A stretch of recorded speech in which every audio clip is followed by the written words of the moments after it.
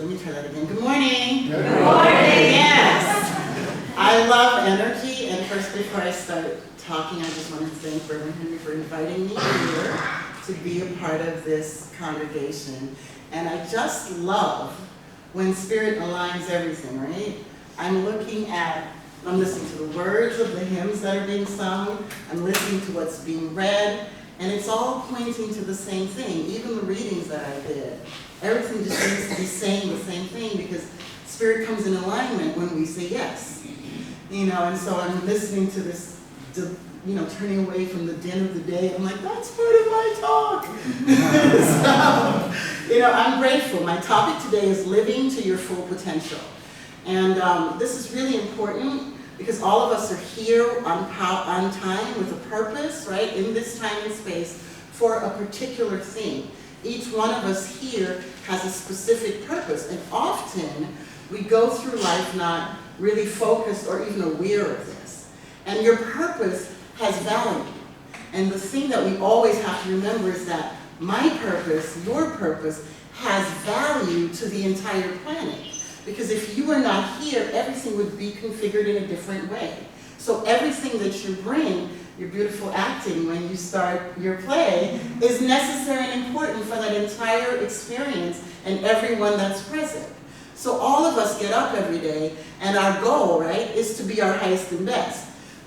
Unfortunately, we go through life and we sort of pick up, the residue of the day, and we don't necessarily realize that we're even doing it.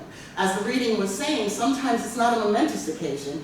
It's just the grit and the grime of going through the day, and you sort of get a little pebble. It's not really a rock, and you got a little pebble in your bag, and another little pebble, and another little pebble, and before you know it, you're carrying around a heavy load, and you're not even aware that you're carrying around the heavy load until something happens, and you find yourself like snapping, or you find yourself reacting in a way that your inner self is not even aware of, why am I behaving in this way? What's going on with me, right? So one of the things that we have to do is be vigilant.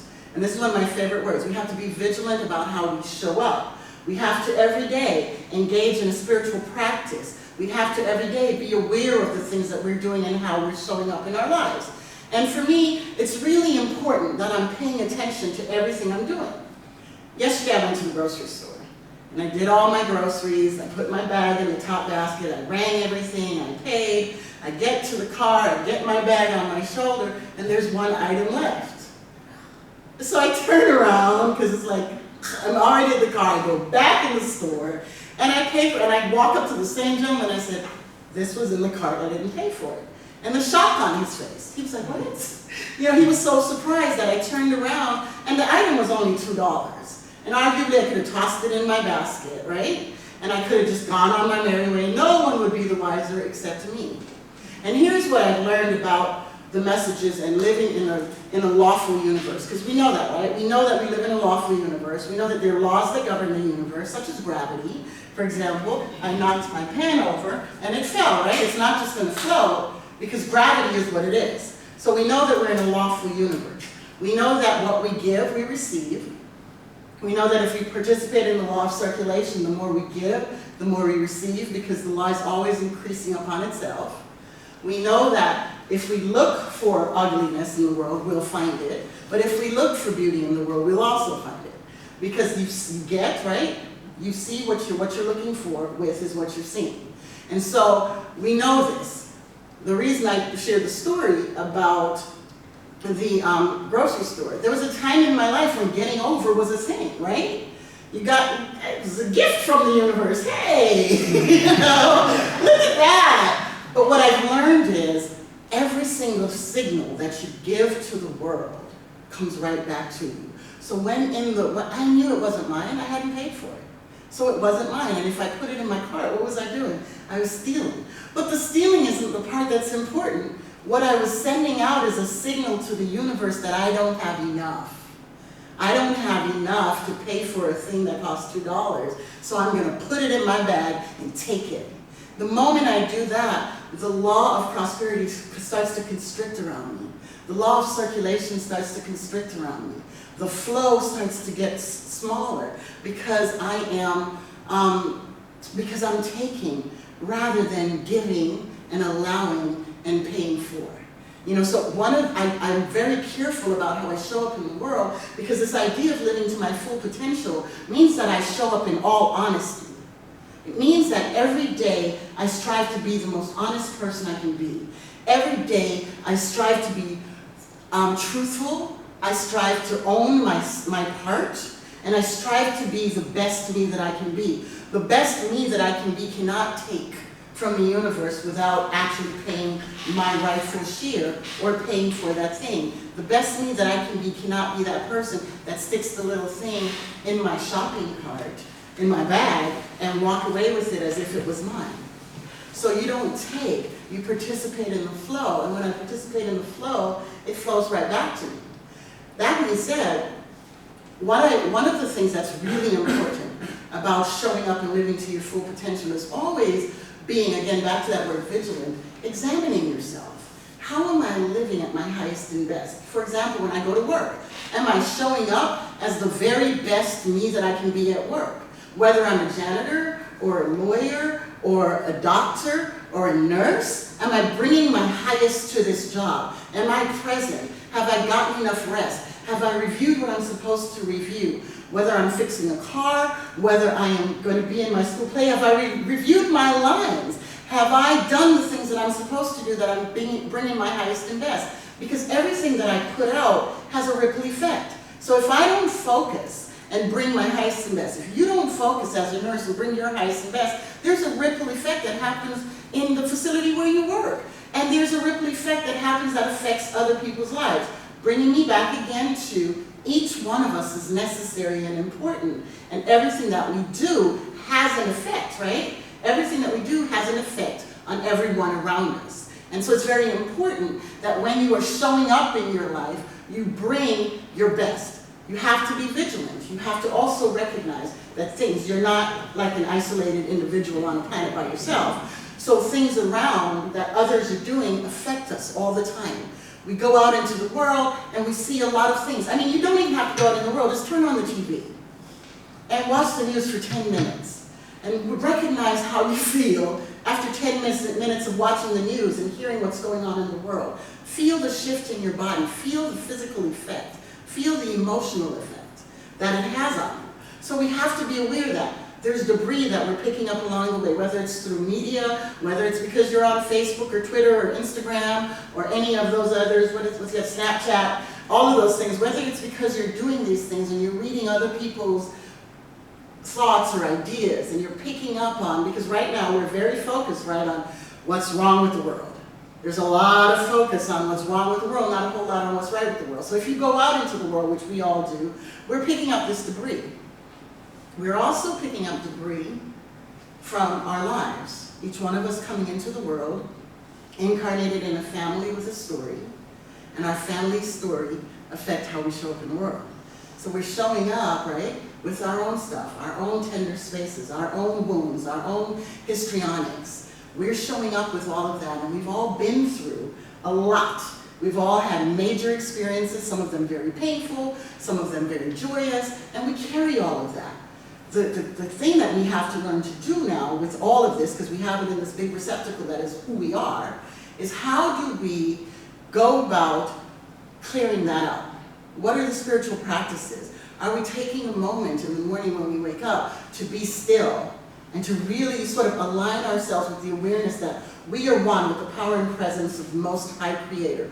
We are one with life itself, and there's no part of us that is separate from that life. When we align with that truth, we start looking for that truth in others. And it's a conscious practice. Like when I go out into the world, I'm a runner. So in the mornings, I run every morning, I do a mile. And as I'm running, I come across others that are running at 5:30 with me. And I say good morning. And as I'm coming towards them, like I have anxiety about big dogs. And they're out there running with big dogs, and I see them coming, and I'm like, when I see him, I see God. When I see him, I see God. Because I'm like, because what I'm trying to do is not come off the sidewalk and go into that scared place, and take on the anxiety. So I'm like, when I see them, I see God. When I see them, I see God. And then when I see them, I actually see them. Look at that. And they say hi, and I say hi, and we pass each other. Dog didn't even look at me. And, You know, but I go through that process, right? Because what I have come to understand is and believe and know is that if I am created in the image and likeness of all of creation, then that is my DNA. And if that is my DNA, that is the DNA of everyone and everything everywhere that I come in contact with. Whether it's the idea, or whether it's a blade of grass, bird in the sky, or every single person sitting here, I am carrying the DNA of all that is, the spirit of the living, energetic that we call God, Allah, Buddha, all of it. It's all here in me. And when I see you, I am seeing God.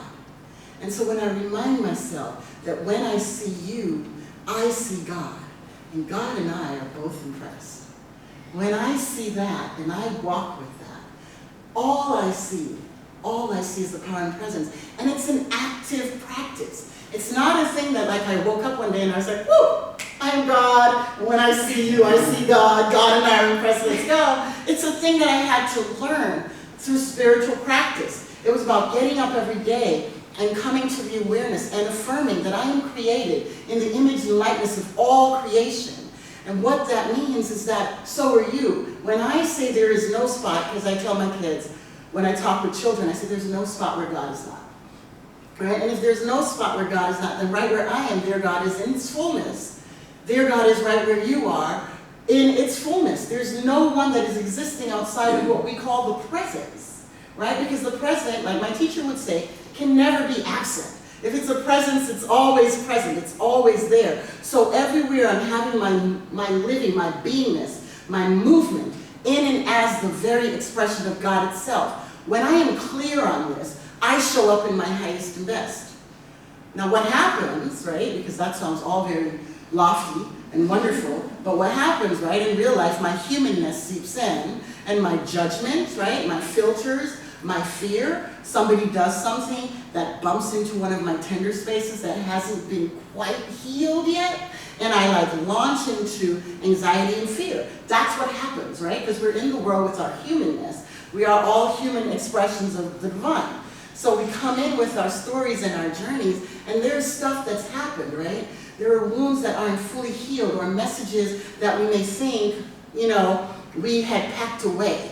You know, and so the stories about I'm not good enough, or I can't, I'm not worthy enough, or I'm not good enough to get this part, or I'm not good enough to be this person, I'm not good enough for her to love me, him to love me, to be their friend, I'm not good enough. Those messages come up, right, throughout the day, and we react and respond from them.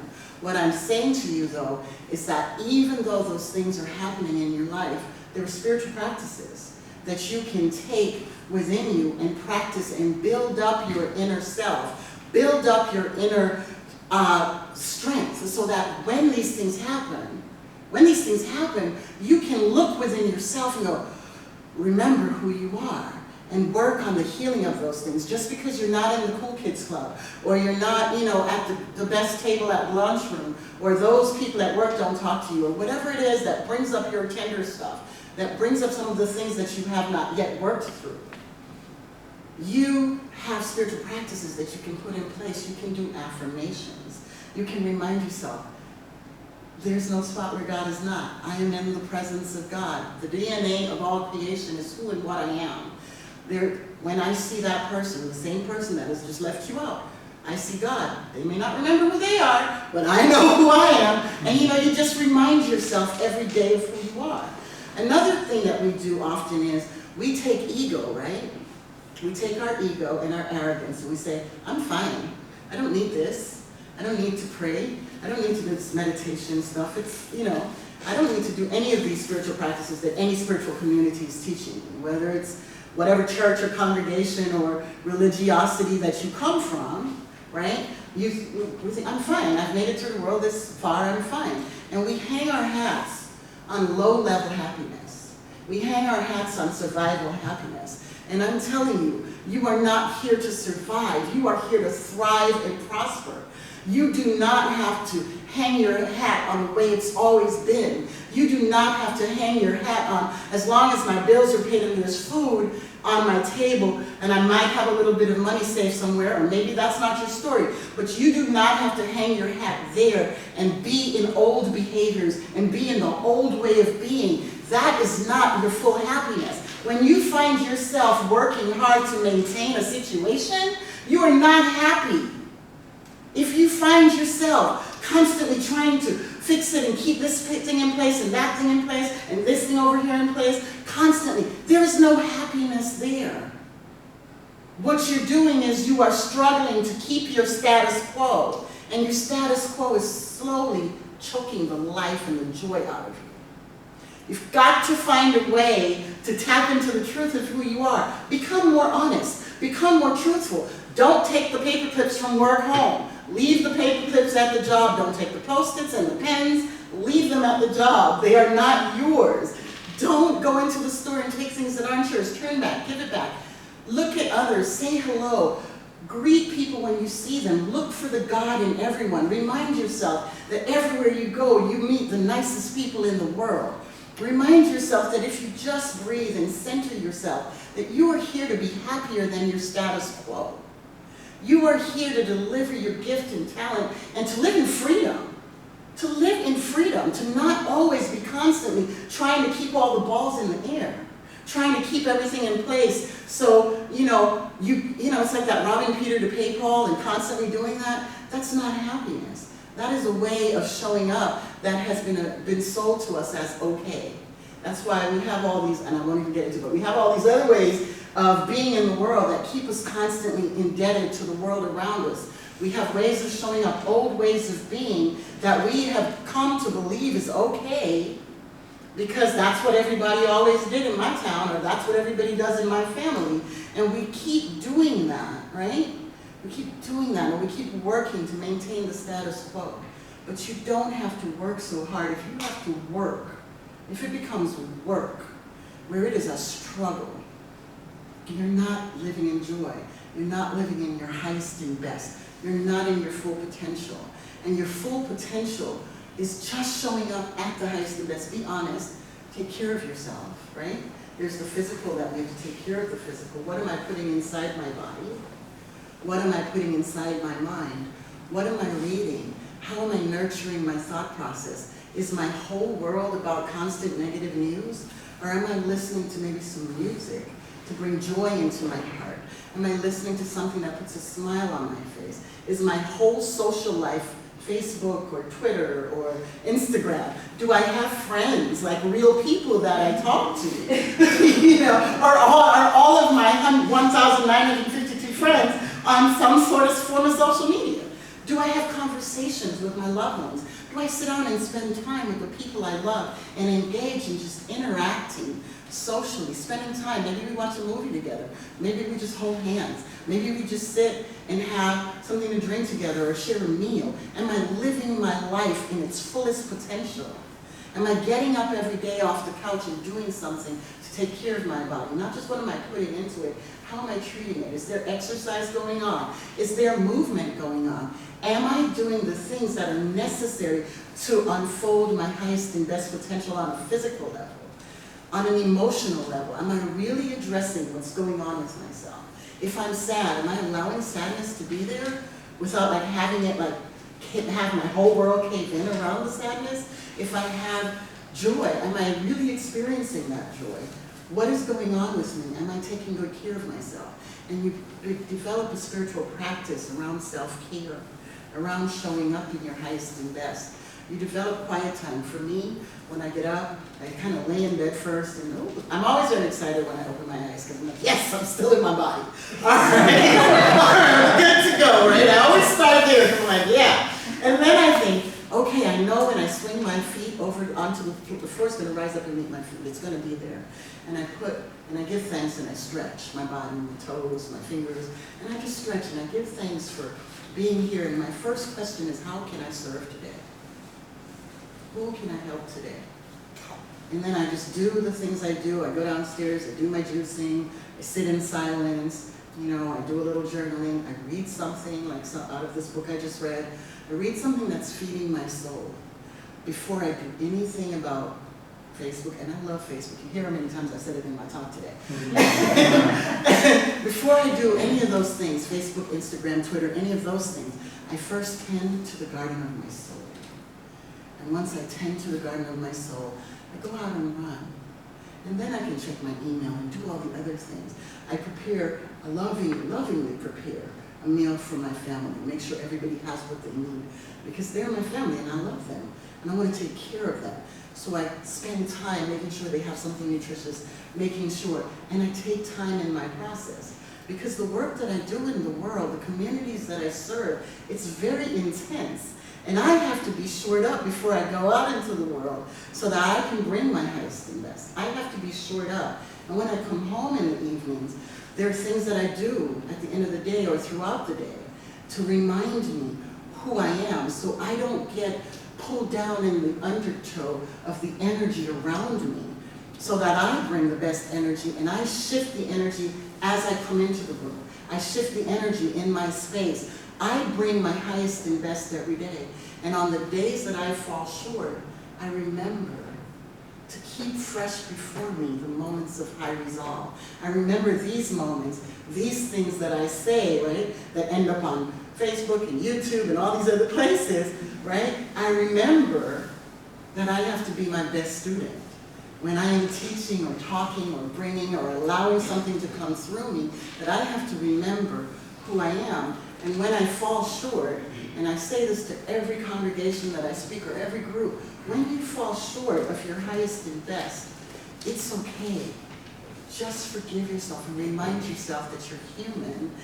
Don't flog yourself, because your ego, right, is sitting right next to you, in this chair right now with you, listening to all these spiritual things, right, and listening to all the places where you're nodding. And when we fall short, our head, right, ego says, oh, look at you, you spiritual universalist, you. You know, look at how you're acting. And you forget, right? And in that moment, you have a choice.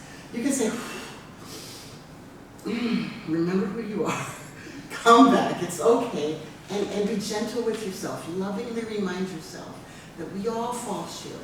But the point is, when we fall short, we forgive ourselves.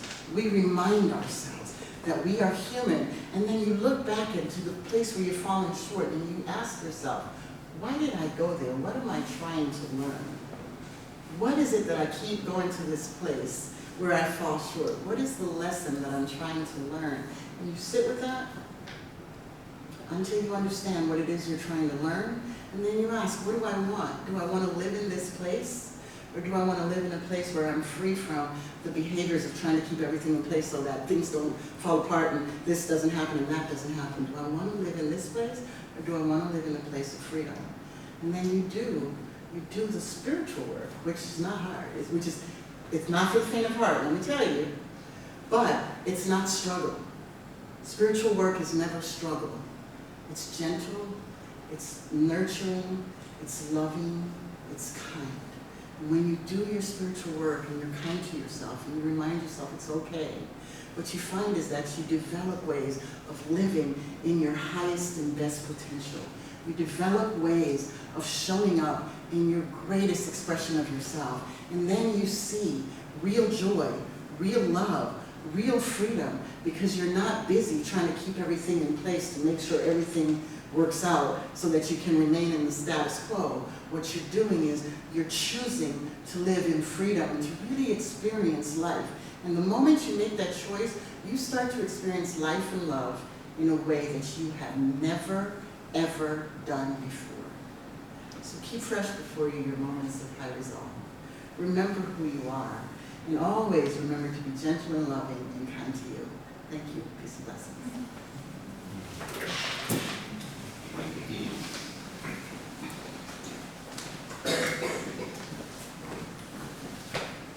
And we have a tradition in this congregation to share any thoughts or comments or questions. So if you have any, please feel free. When you have your home, go ahead. Wow, thank you. Thank you. It's great having you here, and we will now extinguish the chalice. Please join with me in the words. We extinguish this flame, but not the light of truth, the warmth of community, or